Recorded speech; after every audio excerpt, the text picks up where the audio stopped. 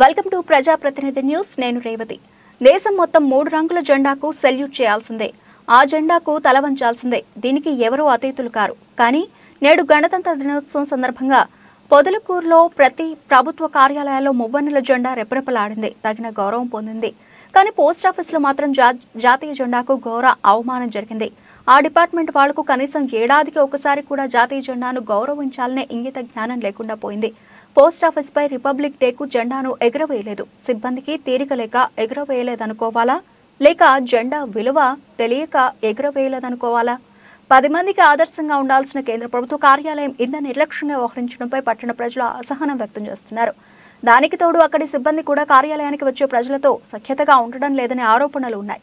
ఇకనైనా సిబ్బంది తీరు మారి ప్రజలతో సఖ్యతగా ఉంటూ కనీసం ఏడాదికి ఒకసారైనా జెండా గౌరవించాలని పలువురు కోరుతున్నారు.